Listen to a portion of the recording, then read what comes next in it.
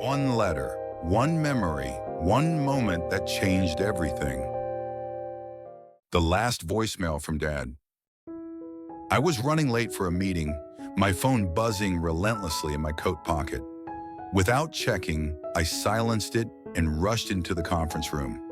After hours of spreadsheets and strategy talks, I finally pulled out my phone. A single missed call, Dad, in a voicemail. I hesitated, thumb hovering over the message icon. Dad rarely called, and when he did, it was usually short, just checking in. I decided to listen later, thinking there'd be time. I had no idea that would be the last time my father ever tried to reach me. The next morning, I woke to my sister's frantic call. "Dad's in the hospital. It's bad, Sam." Her voice cracked, trembling. I could barely process the words. I rushed to pack, caught the first flight out. The hours dragged like years. At the hospital, Mom sat outside ICU, eyes red, fingers twisting Dad's old handkerchief. "He had a heart attack," she said softly. "They did everything they could." I stood there stunned, the world suddenly off balance. That's when I remembered the voicemail. My chest tightened. I still hadn't listened. Dad looked so small, hooked up to wires and machines, nothing like the giant of a man who once lifted me onto his shoulders at every fair. I sat beside him, holding his cold hand, whispering stories about college, about the job, about everything I should have told him earlier. The nurse said he might still hear. I hoped that was true, that somewhere inside he knew I was there. I wanted to play the voicemail, let him know I got it. But fear held me back. What if it was just another call me back? What if it was goodbye?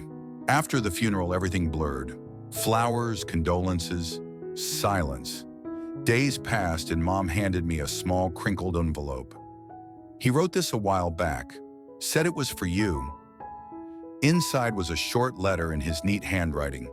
"Sam, if you're reading this, I probably missed the chance to say these things in person. But I want you to know I'm proud of you. Always have been." My throat tightened. I hugged the letter to my chest, wishing I had answered that call, wishing for one more moment.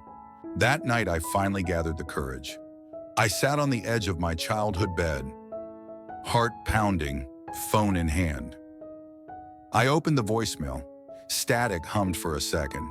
Then Dad's voice, warm, steady, a little hoarse, filled the room. "Hey, buddy, I was just thinking about you. I saw that old photo of us at the lake, remember? You caught your first fish and screamed like a banshee." I laughed through tears. "I just wanted to say I love you, Sam, always, no matter what." The message ended, and everything inside me broke. Long after the voicemail ended, I sat there, phone clutched in my hand. I replayed it, once, twice. Each word etched deeper into me. It felt like he was still here, just in another room, waiting for me to come talk. The line, "I love you, Sam," echoed like a bell in my chest. Why hadn't I picked up? I could have heard it live, responded, laughed with him. Regret gnawed at me like a cold wind. But at least somehow he left me this last piece of himself. A voice that still lingered in the quiet. I found the photo he mentioned, taped to the back of an old frame in the hallway. Me, 6 years old, holding a tiny fish with both hands in the widest grin. Dad was behind me, one hand on my shoulder, beaming. I remember that day, the early morning mist, his laughter, how proud he looked. He was always proud, even when I didn't deserve it. That voicemail wasn't just a message. It was him reminding me I was enough, that I always had been. I slipped the photo into my pocket like a talisman. After he passed, I kept thinking about all the things we never talked about, things I avoided, the promotion I didn't mention, the breakup he never knew about, how I'd been thinking of quitting it all and starting over. We drifted apart, not because we didn't care, but because life just kept moving. And I let it. I thought we had more time. Now all I had were old memories and one saved voicemail. I played it every night, hoping it would fill the silence between all the words we never said. Mom wasn't the crying type, but I noticed the little things. How she set 2 plates for dinner, then quietly put one away. How she left the porch light on longer than usual. I caught her listening to Dad's old records, staring at nothing. I played her the voicemail. She smiled through tears, whispering. He always had a way of knowing what to say. For the first time in days, we sat together, holding hands, letting the silence between us speak the grief we couldn't put into words. In the attic, I found Dad's old fishing rod, dusty and wrapped in a frayed cloth. I remembered how he taught me to cast, to wait, to listen to the water. Patience, he'd say, is the secret. I held the rod like a relic, feeling its weight, its memory. Maybe that's what he wanted, for me to remember the quiet lessons, the moments that shaped me. I decided then, I'd take it back to the lake. One more trip, just me, the rod, and his voice in my pocket. The drive to the lake felt like rewinding time. Every bend in the road stirred a memory. His old pickup, the smell of thermos coffee, the radio humming classic rock. I hadn't been back since high school. As I parked and stepped out, the breeze carried a familiar chill. I walked to the dock where we'd always sat. Everything looked smaller now, but the emotions felt bigger. I sat, pulled out the rod, and let the silence surround me. It wasn't just about fishing. It was about finding him again. In the stillness, in the waiting. The rod creaked as I cast the line. It landed with a soft splash, ripples spreading like time itself. I waited. No fish bit. That didn't matter. I wasn't really there to catch anything. I was trying to feel something. Connection, maybe. I pressed play on the voicemail again. His voice mingled with the wind, echoing across the water. I love you, Sam. I whispered it back, out loud. For the first time in years, the lake held the sound like a secret, and I felt something shift. Like forgiveness, gentle and deep, washing through me. As the sun dipped lower, a man in a faded cap approached. He looked about Dad's age. Used to come here with someone? He asked. I nodded. My dad. He smiled softly. I remember you two, always laughing. Your dad once helped me fix a busted reel. Good man. I felt warmth bloom in my chest. This stranger remembered him, not as a man in a hospital bed, but alive, helpful, kind. We talked for a while, shared a few stories, and in those stories, Dad lived again. Stubborn, generous, full of life. Just before I packed up, I felt a tug on the line. Instinct took over. I reeled in slowly, carefully, like he taught me. When the fish broke the surface, a modest bass, I laughed out loud. It wasn't much, but it felt like a sign. Like Dad saying, "You still got it, kid." I let the fish go, watching it disappear into the deep. The sky had turned orange and gold. I stood there, hand on my heart, and said, "Thanks, Dad." The wind rustled the trees in reply, as if he'd heard me. Back home, I rummaged through old boxes and found Dad's leather-bound journal. I never knew he kept one. The pages were filled with sketches, fishing logs, and small notes, like breadcrumbs of who he was. One entry read, "Sam's first fish." He yelled so loud, I think the lake still echoes. Another said, "I hope he knows how proud I am, even if I don't say it enough." I sat there, tears falling freely, realizing he'd been saying it all along. In actions, in looks, in quiet moments I never noticed. There was something about Dad's handwriting, confident, slanted slightly to the right, that made his words feel more real. I ran my fingers over the ink, imagining him at the kitchen table, writing late at night. One line stood out.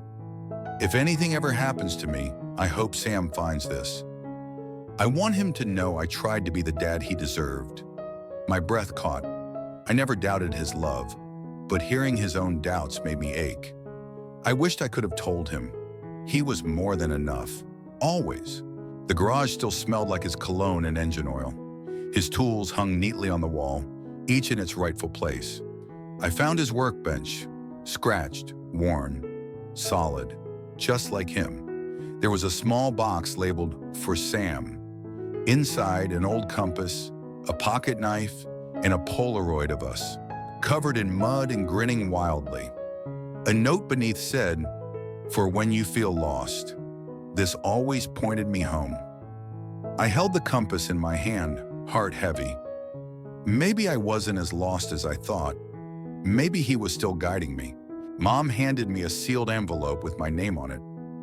"He wrote this before his last birthday," she said.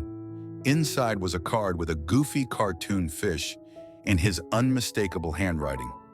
"Another trip around the sun, huh? I know I'm not the best at saying stuff, but I hope you know how much I love you and how proud I am to be your dad. Always. Happy birthday, kiddo." It wasn't even my birthday, but I wept anyway. That card felt like a gift meant for all the birthdays we wouldn't get to share.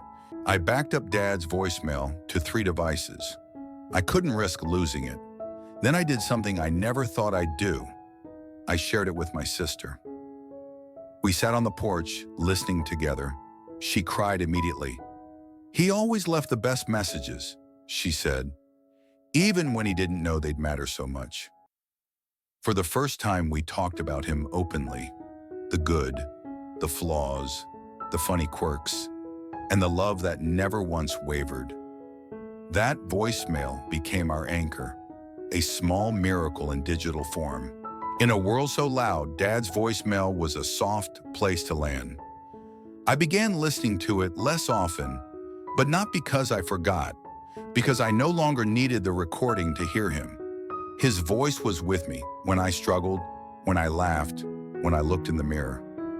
I realized then, love doesn't vanish. It echoes in our choices, our memories, our stories, and sometimes, if we're lucky, in a message saved on a phone. One final "I love you" that outlives everything else. One evening while driving, Dad's favorite song came on the radio, "Landslide" by Fleetwood Mac. I had heard it 1,000 times, but that night it hit differently. I pulled over and let the melody wash over me. "Can I handle the seasons of my life?" the lyrics asked. I thought of Dad, of change, of growing older. A single tear slid down my cheek, not of pain, but of gratitude, for the years we had, for the love he gave, and for the voicemail that now felt like a lullaby for the soul. When my own son turned 5, I took him to the same lake. He held the rod awkwardly, asking a million questions. I smiled, recognizing myself in him. "Your grandpa used to fish here," I said softly. He looked up. "Was he funny like you?" I laughed. "Funnier." I played the voicemail for him. His eyes widened. "That's Grandpa?" I nodded. "That's his voice." He listened, then said, "He sounds like he loved you a lot." I swallowed the lump in my throat. "He did, buddy. More than anything." I started writing letters to Dad, not to send, but to say what still needed saying. I filled journals. Some pages were angry, others tender. All were honest. It helped. Putting words on paper made him feel closer, like I was answering his voicemail, one line at a time. I told him about my fears, my hopes, my son. I imagined how he'd respond. I could almost hear his laugh, his quiet advice. Grief, I learned, isn't just sorrow. Sometimes it's love that's grown too big for a body to hold. The first Thanksgiving without him was hard. His empty chair was a presence, not an absence. We still made his favorite stuffing, still told the same stories. After dinner, I gathered everyone and played the voicemail. His voice filled the room like a warm light. There were tears, yes, but also laughter. Even the kids listened, wide-eyed. In that moment, he was with us, not as a memory, but as something living, woven into the fabric of who we were, who we'd become. That's when I realized he never really left.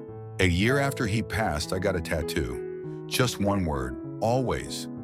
His final word in the voicemail. Simple, honest, eternal.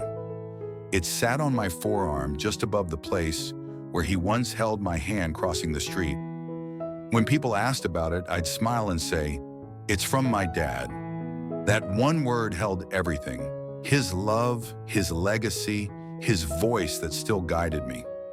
I didn't need to hear the voicemail as often anymore, because now he was part of me, always. One rainy afternoon, I opened a dusty box marked Dad's Stuff. Inside were mementos, concert tickets, old coins, a faded baseball glove, things he loved, things he passed down without realizing. I held each item gently, like a handshake across time. At the bottom, I found a postcard he never sent, addressed to me, dated years ago. "Proud of you. Keep going." That was all, but it felt like everything. Somehow, he always knew what I'd need, even long after he was gone. When I was asked to give a talk at my son's school graduation, I told him about Dad, about the voicemail, about how sometimes the smallest moments echo the loudest. I saw parents wipe tears, kids glance at their families. If you love someone, I said, say it, record it, write it, because one day that might be all someone has left, and it will mean more than you can ever imagine. I looked up at the sky after, whispering, "You still teaching me things, huh, Dad?" On the anniversary of his passing, I went back to the lake, alone. I sat in silence for a long time. No fishing rod this time, just memories. I played the voicemail once more. Then for the first time, I deleted it. Not out of pain, but peace. His voice wasn't trapped in a recording anymore. It was in me, in every decision, every laugh, every "I love you," I now say more freely. I let the phone fall silent, and I smiled. Because he was never just a call. He was a compass I'd always carry. That night, I left a voicemail for my son. I didn't overthink it, just spoke from the heart. "Hey, buddy, it's Dad. Just wanted to say I love you. I'm proud of you, always." I didn't know when he'd hear it or if he'd need it, but maybe one day it would matter, just like Dad's had. I pressed to save, then sat in the quiet thinking about the legacy we leave. Not in money or monuments, but in words. In love recorded, spoken, and remembered. Life keeps moving, but some things stay. The lake, the laughter, the voicemail.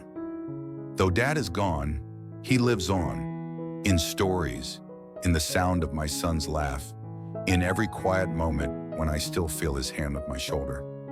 I used to fear forgetting. Now I know I never will. Love like his doesn't fade. It echoes. And sometimes, if you listen closely, you'll still hear it. "Hey, kiddo. It's me. I love you. I'm proud of you. Always."